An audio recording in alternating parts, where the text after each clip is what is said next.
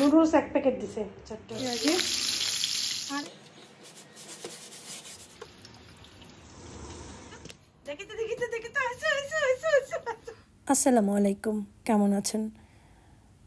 সকাল 7:30 বাজে। 7:30টার সময় ভিডিও শুরু করলাম। আফিফ ঠিক 7:30টার সময় বাসা থেকে নেমে যায়, নাস্তা দিয়েছি, নাস্তা খেয়েছে। আসলে কতদিন যাবৎ মনটা আমাদের সবার খারাপ, তাই না? এখন এই বন্যার জন্য আমাদের সবার মন খারাপ, তাই না? আমারও। এই জন্য ভিডিও দিতে ইচ্ছে হয় না। দোয়া করি সবার জন্য, আল্লাহ যেন সব কিছু অতি তাড়াতাড়ি ঠিক করে দেয়। আসলে আল্লাহ আমাদের বিপদ দিয়েছে, আমাদের উপরে আল্লাহর রহমত আছে, সেজন্য আমরা এই বিপদে পড়ে গিয়েছি।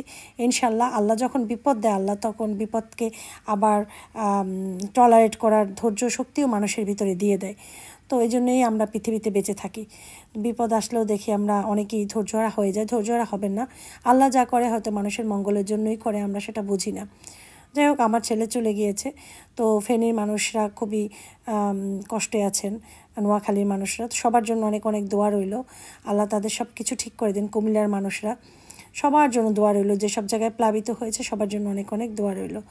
যাই হোক, এখন আমি যে আবার 1 ঘন্টা একটু ন্যাপ নেব, তারপরে উঠবো, তারপরে আবার নাস্তা খাবো, কাজ করব। তো এভাবেই আসলে দিন চলছে আমার। শুয়েছিলাম আধা ঘন্টা, তারপর দেখি ঘুম আসে না। তো ভাবলাম একটা কাজ করি, আমার যে কফিটা ওইটা খেয়ে ফেলি। হার্বাল যে কফিটা আমি খাই ওয়েট লসের জন্য, ওইটা। তো কফিটা বানাতে নিয়েছি। আর অনেকেই আমাকে জিজ্ঞাসা করেছিল যে কফিতে বেনিফিট আছে কি না। কিছু বেনিফিট পাই আমি, যেমন হ্যাঁ, ওয়েট কমে, কিন্তু ওভাবে কমে না যেভাবে বলা হয় যে একদম 1 মাসের ভিতরে 7 কেজি 8 কেজি ওয়েট কম, এরকম কিচ্ছু না আসলে। কিন্তু কন্ট্রোল করতে হয় অনেক বেশি। আমি তো ওভাবে অতটা পারি না, চেষ্টা করি আর কি। তো সেই জন্য দেখা যায় এটা আমি খেয়ে যে ভালো উপকারগুলো পাই, সেটা হচ্ছে এনার্জি পাই খুব। এইটা আমার ভালো লাগে যে আমি খুব এনার্জি পাচ্ছি, এটাই। তো যাই হোক, আর একটা কথা আমাকে অনেকেই বলে যে আপু তুমি তো জিম করে শুরু করেছো, জিমটা এখন করছো না কেন? তো এটারও একটা কারণ আছে। এই যে আমাদের যে ঝামেলা গেল, এই যুদ্ধ গেল, ঝামেলা বলতে যুদ্ধ গেল যেটা আমাদের, তো এই সময়টা আমি যেতে পারিনি জিমে ওইভাবে। 1 দিন গিয়েছি, হয়তো 1 দিন 2 দিন শেষে, মানে আগস্ট মাসে আমি 1 দিন গিয়েছি। তো যেহেতু একদিন আগস্ট মাসে গিয়েছি, নানান কারণে আর যেতে পারিনি, সেই জন্য আর যাওয়াই হয়নি। বলে সেপ্টেম্বর মাস থেকে 1 তারিখ থেকে আবার যাব। তো আমি কিন্তু যে কফিটা খেয়েছি 1 ঘন্টা আগে, 1 ঘন্টা পর আমি কিন্তু নাস্তা নিয়েছি, ক্ষুধা লেগেছে অনেক। তো কফিটা খাওয়ার পর আমি যে শুয়েছিলাম কতক্ষণ, তো দেখি যে একটু ঘুম ঘুম আসছে, তো 1.5 ঘন্টার মতো একটু ঘুমিয়েছিলাম। তারপরে আমি চা বানিয়েছি। আসিফের আব্বুও বলে যে আমারও ক্ষুধা লাগছে, আমাকে নাস্তা দাও। তো নাস্তা বলতে চা দিয়েছি, একটু ব্রেড একটু ছেঁকে নিয়েছি, আর একটু ডিম নিয়েছি। এটাই হচ্ছে আমাদের নাস্তা। তো আমার চা আর ব্রেড হলেই হয়, ডিমও লাগে না অনেক সময় সকালে। তবে মাঝে মাঝে ইদানিং যেটা করছি, আমি তো অনেক দিন যাবৎ ভিডিও ঠিক মতো দিচ্ছি না, সকালবেলা দেখা যায় আমি 2টা ডিম বয়েল করে খেয়ে ফেলি, সাথে একটু শসা। এটা সকালবেলা খাই। আর দুপুরবেলা ভাত খাই, অল্প করেই খাই, খুব বেশি খাই না। সাথে মাছ মাংস সবজি যা থাকে ওগুলো একটু একটু করে খেয়ে ফেলি, যেহেতু জিমে যাচ্ছি না। যখন জিমে যেতাম তখন তো 12টা 12:30টার ভিতরে নাস্তাটা করতাম আর কিছু খেতাম না, এই আর কি। তো আজকের রান্নাবান্না শুরু করে দিয়েছি। একটু ডিম পোস্ট করে যে মশলা দিয়ে করে ওইটা করব। আর পাঙাশ মাছ ভেজিয়ে রেখেছি, ওটাকে ভেজে আলু ভেজে তারপরে মশলায় দেব। তারপরে পরশুদিন এনেছিলাম, ঝিঙা এনেছিলাম, সেই ঝিঙেটা খাওয়া হয়নি, তো চিন্তা করলাম আজকে ঝিঙে দিয়ে একটু ডাল রান্না করব। তো এই আজকের আমার রান্নাবান্না থাকবে, ঝিঙের ডাল আর ঝিঙে একটু ভর্তাও করব। তো সেগুলো নিয়ে আজকের ভিডিওটা। তারপরে আরও আছে, যাই হোক আমরা দেখতে থাকি ভিডিও। আমি পেঁয়াজ আর রসুন, কোয়া কোয়া রসুনগুলো দিয়ে ভেজে নিয়েছি ভালোভাবে। তো কারণ আমাদের বাসায় রসুনটা আশফাক খুব লাইক করে, আসেফ খুব লাইক করে, এবং ওর বাবাও খুব লাইক করে। তো এরকম আস্তে আস্তে থাকলে খুব, বিশেষ করে আশফাক খাবার অনেক টেস্ট করে খায়, যেমন যে খাবারটা খাবে ওইটা অনেক মজা নিয়ে খায়, অনেক এনজয় করে খাবারটা খায়। তো এরকম রসুন দিলে যখন একটা হাসি দেয়, মানে ও যে পছন্দ করে যে খাবারগুলো একটু মুচকি হাসি যেটাকে, ওইভাবে দিয়ে সে খাবারটা গ্রহণ করে, ওইটা দেখতে আমার ভালো লাগে। আর যেটা খাবে না সেটা মানে করে না, শুধু বলে যে ক্ষুধা নেই, ইচ্ছা করে না, কিন্তু কমপ্লেন করে না। তো ডিম একটা একটু কুসুমটা ফেটে একটু ভেঙে দিয়েছি, কারণ আফিফ আবার ডিমের কুসুম তা এরকম থাকলে খেতে চায় না। আর ডিম পোস্ট করার সময় এক পাশ করেছি আর এক পাশ করিনি, কারণ ওরা সবসময় একটু ডিমের কুসুমটা নরম চায় সেই জন্য। আর এদিকে আমি একটা জিনিস দেখাচ্ছি, সেটা হচ্ছে এই যে অন্ধকার হয়ে এসেছে এই সাইডটার, মেঘটা যে এত সুন্দর লাগছিল, আমি ভাবলাম আমার সৌন্দর্যগুলো আমি আমার ভিউয়ার্সদের সাথে শেয়ার করি। এরকম একটা আকাশ দেখতে আমার খুব ভালো লাগে। তবে না, মনও খারাপ হচ্ছিল। কেন? কারণ বৃষ্টি এখন না হওয়াই বেটার। আমাদের সামনের রাস্তায় পানি জমে গিয়েছে, তারপরে যেসব জায়গায় এরকম বন্যা হচ্ছে ওইসব জায়গায় যদি আবার বৃষ্টি হয় তাহলে তো আরও অবস্থা তাদের খারাপ। সেজন্য আল্লাহকে বলছিলাম তখন, আল্লাহ তুমি আমাদেরকে রক্ষা করো, আর তুমি আমাদের এই বিপদের হাত থেকে বাঁচাইও সবাইকে। সবার জন্যই দোয়া করি প্রতিটা মুহূর্তে, কারণ সবার জন্যই দোয়া করতে হবে।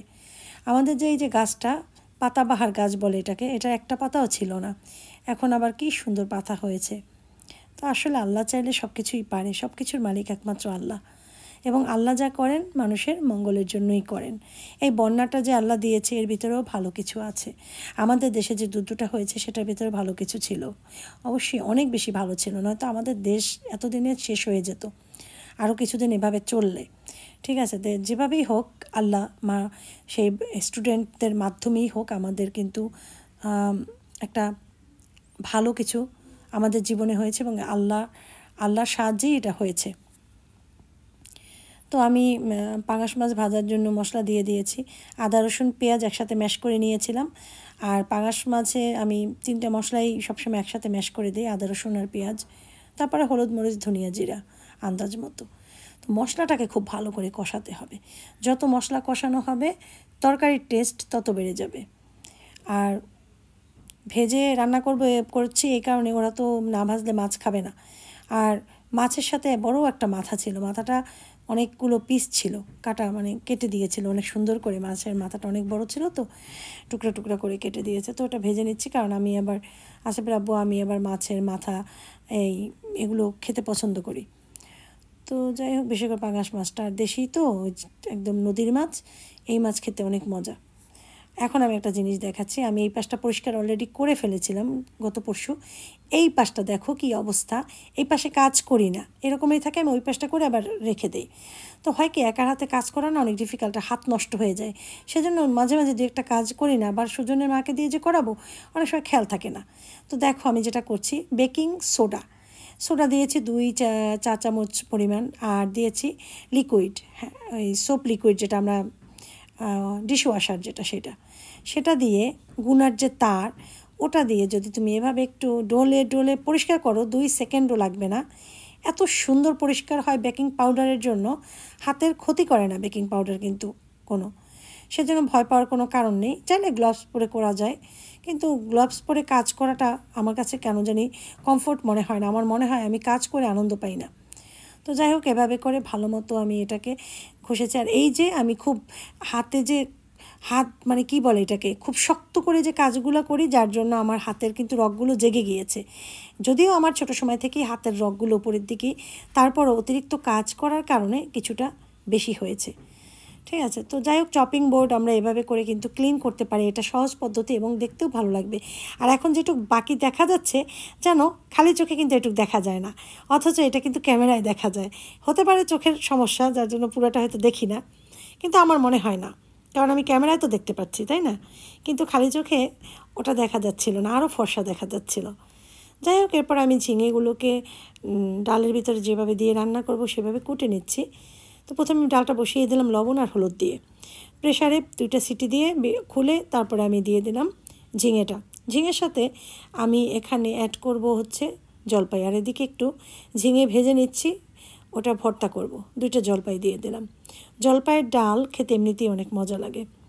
আর এটার ভিতরে পেঁয়াজ রসুন আর কয়েকটা দেশি চিংড়ি মাছ, পেটে ডিম ছিল চিংড়ি মাছগুলোর, দিয়ে দিলাম। এটাকে ভালো করে ভাজবো, শুকনো মরিচ দেবো, তারপরে ভর্তা করব। তো ঝিঙের ডাল অনেকেই জানেও না ঝিঙে দিয়ে ডাল খাওয়া যায়, এটা অবশ্য আমি আমাদের রিয়া দেবো, সে এক ভাবি এরকম ঝিঙের ডাল করতো। তো তারটা দেখেই আমি শিখেছি। যদিও সে বাংলাদেশি ছিল না, সে ইন্ডিয়ান ছিল, তো প্রতিবেশী ছিল। তো যাই হোক, মাঝে মাঝে আমার বাসায় আসতো, বলতো তখন যেরকম ঝিঙে দিয়ে ডাল খেতে ভালো লাগে, আমরা যখন লাউ দিয়ে করতাম জানতো, সে করতো, সে কলকাতার ছিল। তো যাই হোক, তারপরে একদিন সে করলো, আমি খেলাম, আমার কাছে ভালো লেগেছিলো। তারপরে আমি এরপর থেকে দেখা যায় আমি অনেক কিছু দিয়ে ডাল করি, মিষ্টি কুমড়া দিয়ে করি, শালগম দিয়ে করি, ঝিঙে দিয়ে করলাম, আরও একদিন করেছিলাম। তারপরে আর কি, পাঁচফোড়ন দিয়ে কিন্তু বাগারটা দিয়েছি, রসুন, পেঁয়াজ, শুকনো মরিচ, পাঁচফোড়ন। তো এভাবে করে ডাল খেতে কিন্তু খুব ভালো লাগে। আর ভর্তাটা তো ম্যাশ করে নিয়েছি, পাটায় করলে আরও ভালো হয়। আর আমি পানি দিই নেই কিন্তু ভর্তাতে, কোনো তেল দিয়েছিলাম চুলাতে একটু বেশি করে, কারণ পানি দিয়ে ভর্তা করলে ভর্তার টেস্ট নষ্ট হয়ে যায়, তার থেকে তেল ভালো, যদিও তেল বেশি খাওয়া ভালো না। তো এটা হচ্ছে বিকেলবেলা, আমি যাব হচ্ছে তানসিদের বাসায়। তো আমি জানিও না যে বাহিরে রাস্তায় পানি উঠেছে, ওই পর্যন্ত বুঝতে পারিনি। তো যাব একটু ফালাকের কাছে, ফালাককে দেখতে যাব। তো আসিফের আব্বু আমার সাথে যাচ্ছে, সে যাবে হচ্ছে, একটু তার কাজ আছে ওখানে, সে নেমে যাবে, পরে আমি চলে যাব তানসিদের বাসায়। এরকম একটা নিয়ত করি বাসার থেকে বের হয়েছি। সে নামবে আমার যে শ্বশুর বাসা, ওখানেই তো আমাদের টোকানগুলো, ওখানে নামবে সে, আর আমি যাব তানসিদের বাসায়। আমাদের বাসায় যেতাম, কিন্তু আমাদের বাসায় যাব না, কারণ আমাদের ওইখানটায় কিন্তু পানি উঠেছে বেশি, সেজন্য। আর বরিশালে এমনিতে পানি ওঠে না, কিন্তু বৃষ্টি হলে শুধু এই রাস্তাটা পানি উঠে যায়, যেহেতু পাশে খাল আছে সেজন্য হইতে পারে, বা ড্রেনের পানি যায় না সেজন্য হতে পারে, আমি সঠিক জানি না। কিন্তু আমাদের বাসার ওইখানে যে পানি ওঠে, আমাদের এখানে খাল, অনেক খাল আমার বাবার বাসার ওদিকে, তো খাল যখন ভরে যায় তখন পানিটা রাস্তা পর্যন্ত চলে আসে। তো আমার তো মনে হয় আসলে উচিত রাস্তাগুলো অনেক উঁচা করা। আগে যেমন খাল খনন করা হতো, বা খালের নিচে অনেক গভীরতা ছিল, এখন তো সেই জিনিসটা নেই, যার কারণেও রাস্তায় পানি ওঠে। যদি এবার গভীরতা বাড়িয়ে দিয়েছে, ওই যে এগুলো এনে খাল কিন্তু খনন করেছে অনেক, আমাদের ওই পুরা এলাকাটা খাল খনন করে উঁচা করে দিয়েছে, রাস্তাঘাটও মোটামুটি হচ্ছে নতুন। তো যাই হোক, দেশের যত উন্নতি হবে ততই আমাদের শান্তি, আর দেশ যত অবনতি হবে ততই আমাদের কষ্ট। তো আমরা যদি আসলে কিছু মেনটেন করি তাহলে কিন্তু আমাদের এই বিপদে পড়া লাগে না। বিশেষ করে আমরা যদি কাগজ, পলিথিন, তারপরে যে পানির বোতল, এগুলো যদি আমরা জায়গা মতো ফেলে দেই তাহলে কিন্তু ড্রেনে এগুলো বাজে না, আর ড্রেন লক হয়ে থাকে না। সেই জন্য এবার দেখলাম ছাত্ররা যেটা করলো, সব জায়গায় লাইট পোস্টের সাথে একটা করে বিন দিয়ে দিয়েছে। এটা কিন্তু খুব ভালো একটা উদ্যোগ নিয়েছে। আমার মনে হয় কি এটা আরও বেশি ব্যাপক আকারে নেওয়া উচিত সব জায়গার জন্য, সেটা আরও বেশি ভালো হয়। হ্যাঁ হ্যাঁ, অভ্যাস। দেখি তো এই দেখি কিচ্ছু হবে না দেখি। টানছি ধর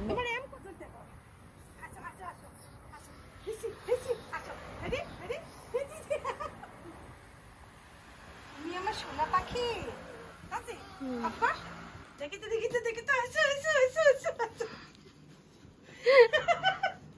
যাও মা, যাও আসো মাম্মা, আসো মাম্মা।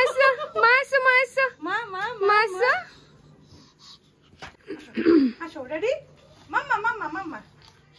বেশি তাড়াহুড়ো করতে যায়, ও কিন্তু আস্তে আস্তে হাঁটলেই পারে। আস্তে আস্তে হাঁটো, আস্তে আস্তে হেঁটে আসো। হ্যাঁ আসো, আস্তে আস্তে। যাও।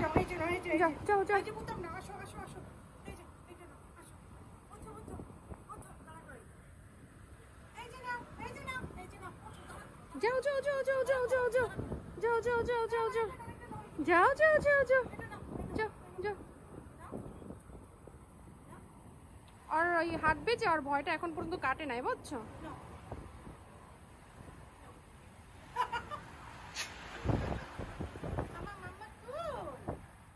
ফালাক অনেক চালাক হয়েছে, সে হাঁটে এখন 1 পা 2 পা 3 পা 4 পা এরকম করে হাঁটে। আমার মনে হয় খুব তাড়াতাড়ি ও হাঁটাটা শিখেছে, মাশাল্লাহ। আর এরপরে বাসায় এসেছি, বাজার নিয়ে আসার সময় বাজার নিয়ে এসেছি, আর এনেছি হচ্ছে চাল, ওই যে বস্তায় চাল, আর এই বস্তাটায় হচ্ছে সমস্ত বাকি বাজারগুলো, টুকটাক যেগুলো আমার দৈনন্দিন লাগে সেগুলো। তো লিস্ট করে নিয়ে গিয়েছিলাম, লিস্ট দোকানে দিয়ে এসেছিলাম যে বাজারগুলো রেডি করতেও তো সময় লাগবে। রেডি করেছে, তারপর আসার সময় নিয়ে এসেছি। তার ভিতরে সবার আগে যেটা, সেটা হচ্ছে টোস্ট বিস্কিট। এটা দেখে অনেকে আনন্দ পায়, অনেকে হাসাহাসি করে। আমার আত্মীয়দের ভিতরে বা বন্ধুবান্ধবের ভিতরে অনেকে বলে তোমার টোস্ট আর চা, এরকম আমাকে চেতায়। আসলে কি, যে যেটা মজা পায়, আমি টোস্ট চা খেয়েই মজা পাই, অন্য কিছু খেতে পারি না। যেমন আমার আম্মা মাঝে মাঝে বলে যে কী খাও, একটা টোস্ট, এটা একটা খাওয়ার কিছু হইলো? কিন্তু আমি তো ভাজা পোড়া বলো, এটা সেটা বলো, আমি সবাইকে দিই, কিন্তু আমার খেতে ইচ্ছে হয় না। আসলে আমি মনে হয় একটু ভয় পাই যে তেলের খাবার খেলেই তো একটু ওয়েট বাড়বে।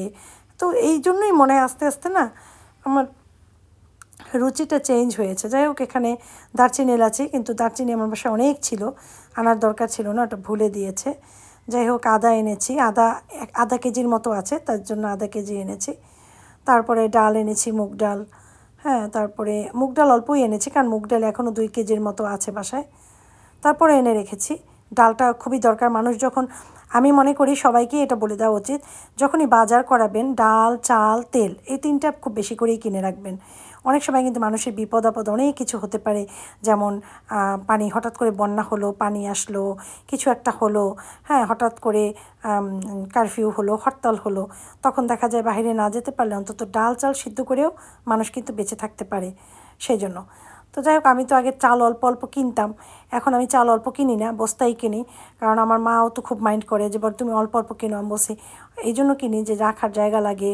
হ্যাঁ, তারপরে নানান রকমের চাল খাওয়া যায়। এইবার এইটা কিনলাম 5 কেজি, পরে যখন আনবো অন্যরকম 5 কেজি কিনলাম, সেই জন্য। যাই হোক, এখন থেকে বস্তাই কিনি, কিন্তু আমার বাচ্চারা দেখা যায় একই চাল অনেক দিন খেতে চায় না। তো নুডলস আমি 4 প্যাকেট বলেছিলাম, লিখে দিয়েছিলাম, কিন্তু 1 প্যাকেট দিয়েছে। আর এই যেগুলো লাগে, দুধ, প্রতিদিনই তো দুধটা খুব বেশি লাগে সবারই মোটামুটি, আপনাদেরও তাই না? কারণ দেখা যায় দুধের আইটেম বানানো হয়, চা খাওয়া হয়। চা তো আবার একটু মজা করে না খেলে ভালো লাগে না। তারপরে ডিটারজেন্ট, আটা, লবণ, সরিষার তেল আমি অল্পই আনাই, কারণ এই প্যাকেট সরিষার তেল ভালো না, আমি এই সরিষার তেল খাই না, সেই জন্য অল্প লাগবে এখন আপাতত, সেই জন্য আনিয়েছি। আর পোলাওয়ের চাল, তারপরে হ্যান্ড সোপ, তারপরে যে ডিশওয়াশার সোপ, তারপরে আর কি, এই যে টুকটাক বাজারগুলো। তো আরও কিছু, ডিম আগেই এনেছি। এখন আসিফ বাবু লিস্টের সাথে মেলাচ্ছে সব ঠিক আছে কিনা, শুধু নুডলস ভুলে লিখেছে 4 প্যাকেটের দাম, দিয়েছে 1 প্যাকেট। তো এই হচ্ছে আমার বাজার, কখনো মেঘ কখনো রোদ্দুর, তাই না? এই হচ্ছে মানুষের জীবন। সারাদিন অনেক বৃষ্টি গিয়েছে, এখন আবার আকাশে চাঁদও উঠেছে, যদিও অনেক মেঘের ভিতরে চাঁদটা। যাই হোক, এই চাঁদটা দেখতেও খুব ভালো লাগছিল এই সময়টায়। ঠিক আছে, আজকের মতো বিদায় নিয়ে নিচ্ছি। সবাই ভালো থাকো, সুস্থ থাকো, সবার জন্য অনেক দোয়া রইল। এখন আমি রাতের খাবার বানাতে যাব, আর সেই ভিডিওটা ইনশাল্লাহ কালকে দেব। তো ঠিক আছে, মা আসসালামা।